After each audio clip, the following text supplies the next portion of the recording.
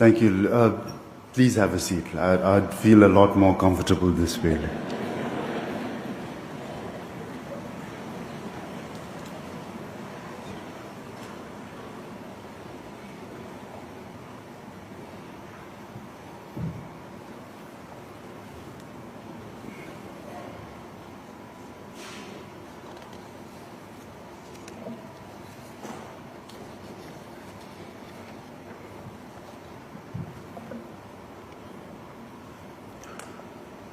Professor Dr. Surakyat Sathirathai, Chairman of the University Council, Professor Dr. Willard Puriwan, President of Chulalongkun University,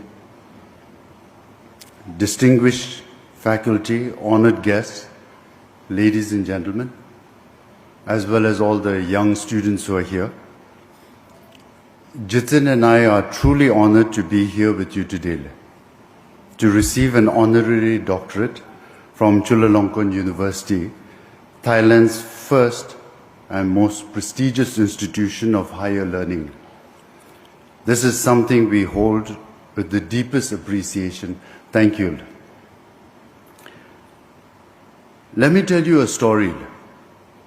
When I was a young student, first in America and then in England, I was, like many students, far from home, often homesick. And when you are Bhutanese homesick, this has a particular flavor. You see, there were no Bhutanese restaurants, none. Not in Boston, not in London, not anywhere. So no ematatsi, no kyawatatsi, no proper rice with spicy curry. I would wander the streets hungry for home and not find anything. And then I discovered Thai food. The spice, the rice, the warmth. It was not Bhutanese, but it was close. It was my comfort food. Every Thai restaurant I walked into felt like a small piece of home. I cannot tell you how many green curries saved me during those years. Thailand fed me, quite literally, when I was far from everything I knew. So my connection to Thailand began, as many great relationships often do, with food. But food was the only beginning. During my student days, we were each asked to give a short presentation about our country. When my Thai classmate stood up, she gave a presentation that stayed with me for over 2 decades. She spoke of Thailand as a Buddhist country, not only in name, but in daily practice. She described the temples across the country, the monks walking barefoot at dawn, the young men who willingly set aside time to ordain and learn the Dharma, and the women who became nuns. She spoke of how the Buddha's teachings shaped the Thai character, making Thais sincere, humble, generous, and compassionate. I was nodding along, thinking, yes, this is beautiful. This is what I felt in Thailand. And then she said, but our national sport is Muay Thai, kickboxing. The room went quiet. She smiled and asked, what does this mean? Then she answered her own question. It means that we are compassionate, but we are not weak. We are peaceful, but we are not passive. If Thailand is threatened, we will fight. We will come together, brave, selfless, and determined to protect our nation and our way of life. I've never forgotten those words, that beautiful paradox. Buddhist compassion and warrior spirit defines Thailand. And it is a combination that will serve this nation well for centuries to come. I wish to speak now about His Majesty the King Rama X and Her Majesty the Queen. His Majesty carries a weight that few can understand. To follow one of the most beloved monarchies in the world, while charting his own path of service. This is not easy. It requires strength, wisdom, and a deep commitment to the welfare of one's people. I believe His Majesty has shown all of these. I have watched His Majesty closely, the dignity with which he serves, his dedication to education, healthcare and development, his tireless work to improve the lives of ordinary Thais. He continues the Chakri legacy with grace, with purpose, and with a quiet determination that I deeply admire. I might be breaching protocol, but I can't help myself but also share some intimate moments that I've had the pleasure of experiencing with their Majesties. I have a great deal of admiration for His Majesty Rama X, his indomitable strength. And it's only through conversation between us that it dawned upon me his love and devotion for his country and people. And then, of course, Her Majesty the Queen.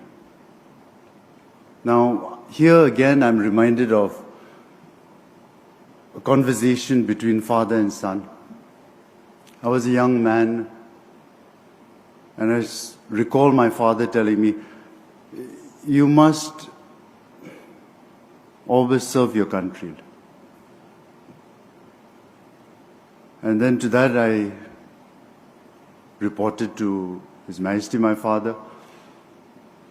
I said, Apla, I shall serve you. He said, no, you mustn't serve me. You must serve your country and your people. So to that I said, Apla, you carry the weight of a nation. You serve our country. You serve our people.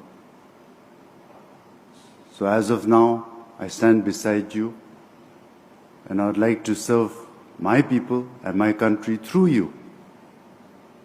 I'm a young man, there's not much I can do or think of, but I will stand right next to you and serve you with loyalty. So I see that in Her Majesty the Queen of Thailand, standing firmly beside His Majesty, serving him, and through him, her nation and her people. So again, my wife and I, we have the utmost respect for their Majesties. And what an extraordinary responsibility and the indomitable strength that they showed. It's very humbling. Well, moving on. Earlier this year, their Majesties made their first state visit abroad since His Majesty ascended the throne. Of all the nations in the world, large and small, near and far, His Majesty chose Bhutan. I cannot overstate what this meant to us. When we received word, Jitin and I looked at each other and felt an overwhelming sense of honor. When their Majesties arrived, The joy that spread across Bhutan was unlike anything. From Paro to Thimphu, from the mountains to the valleys, every Bhutanese knew this was history. This was a statement of friendship that transcended words. So, Your Majesty, if these words should ever reach you, thank you. Thank you for choosing Bhutan. Thank you for the honor you have bestowed upon our nation. And thank you for continuing to inspire me with your example of service. When I became king, I was fortunate to have two extraordinary men to guide me. First is His Majesty, my father. He is the greatest teacher I have known, a man who taught me that a king's only purpose is to serve his people. He showed me this not through words alone, but through action. He walked to the remotest villages when there were no roads. He sat with farmers and listened. He dreamed of a nation where happiness mattered more than wealth. And then he built it. And when he believed Bhutan was ready, he did something almost unheard of. He voluntarily handed power to a democratic constitution, not because he was forced to, but because he loved his people enough to trust them with their own future. That single act taught me more about leadership than any book could ever do. The second is His Majesty Rama IX. I did not merely meet His Majesty, the King Rama IX. I had the privilege of observing him, his work, his manner, his dedication. He was called the Development King, and that title was earned. He walked rice paddies. He visited remote villages. He spoke to farmers and fishermen, not as a distant monarch, but as someone who genuinely wanted to understand their problems and solve them. His royal development projects changed millions of lives. His sufficiency economy philosophy offered the world a model for sustainable development. The United Nations recognized him for it. But what I remember most is simpler. The humility with which he carried himself, despite being one of the most revered monarchs on earth. Rama IX reigned for 70 years. 70 years of service. 70 years of putting his people first. I learned more from watching him than I can put into words. His influence on my own reign is profound, and I remain eternally grateful. To have had my father and Rama IX as my teachers, this is a blessing I carry with me every single day. Now in 2006, I visited Thailand for the Rama IX's 60th anniversary on the throne. I was Crown Prince then, young, a little nervous, representing my country on a grand stage for the first time. The Thai people saw me, and they did something extraordinary that touched me deeply. They did not call me the Crown Prince of Bhutan or the representative from Bhutan. They called me Prince Jigmeel, my name, as if I were family. Since that day, the Thai people have shown me and Bhutan nothing but kindness warmth, and support, year after year, without fail. I've never had the right moment to say what I've always wanted to say. Today, I have that moment. So let me say it. Thank you, Thailand. Thank you for your kindness. It has not gone unnoticed, not for a single day. I do not know what I have done to deserve it, but I'm grateful beyond words. And I want you to know I intend to spend the rest of my life reciprocating. Whatever I can do for Thailand within my capacity, I will do. Your friendship has meant the world to me, and I hope mine can mean something to you. Before I close, let me say something about Thailand's future, not as flattery, but as honest observation. Thailand and Bhutan share a rare bond. We are among the few nations never colonized. While empires conquered and divided, Thailand remained free through the wisdom of King Mongkut, the brilliance of King Chulalongkun, and successive great leaders, and most importantly, the resilience of the Thai people. The spirit of independence runs deep here. Thailand sits at the heart of Southeast Asia, a natural crossroad of trade and culture. It is blessed with diversity, mountains and beaches, cities and villages, industry and agriculture. Its people are educated, adaptable, and bound together by sacred faith and a beloved monarchy. But what I admire most is Thailand's sensibility, the wisdom to know when to bend and when to stand firm.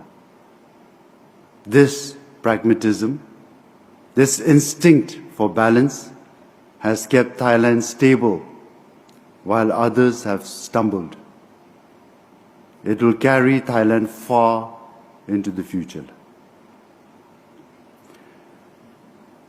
Now, Jitin and I, we leave this ceremony with full hearts. This honor from Chulalongkun University, from the pillar of the kingdom, is something that we will always cherish.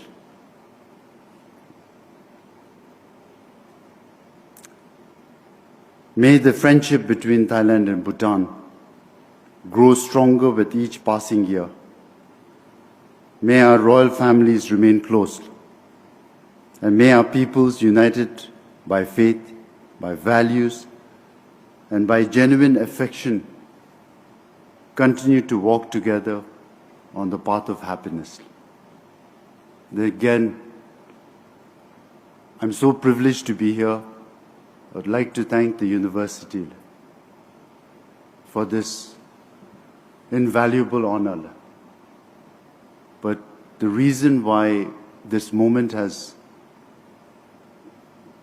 been very special for us is because my wife, more than anyone, knows that I've never been given the right platform, the right opportunity to express my gratitude towards their majesties and the people of Thailand.